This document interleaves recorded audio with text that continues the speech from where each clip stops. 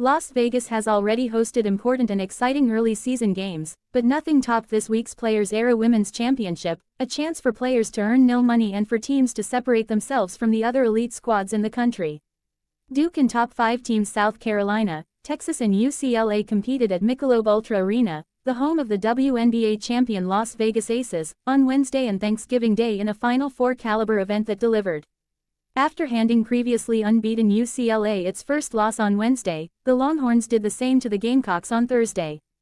Players Era was the highlight of a week of holiday tournaments and games, but not the only intriguing action across the globe over the next week. Games from Puerto Rico to Cancun and from Florida to Texas help create one of the best stretches on the women's basketball calendar this season. Many of these games will have far-reaching implications into March and could be the difference between being in or out of the NCAA tournament field.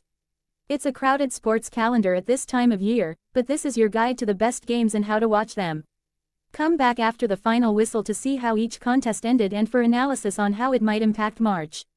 Players Era results and analysis. Thursday's championship game. No. 4 Texas 66, number 2 South Carolina 64. The SEC schedule has the Longhorns and Gamecocks slated to play only once during the regular season, January 15 in Columbia. So their matchup in Thursday's championship game of the Players Era event was a bonus.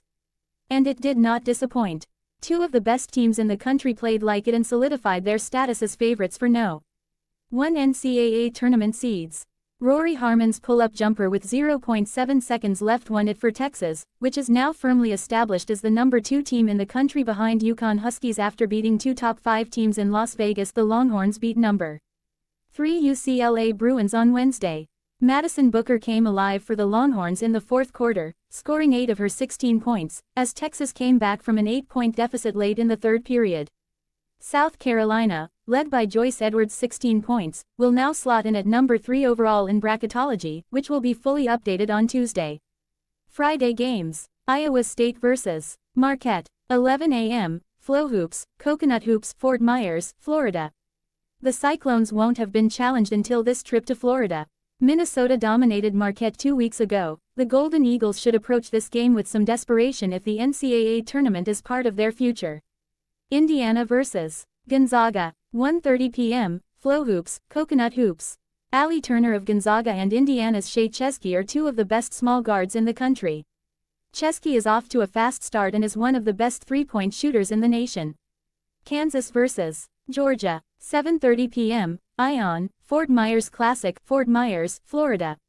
Neither team was on the NCAA tournament radar until a combined 9-0 start.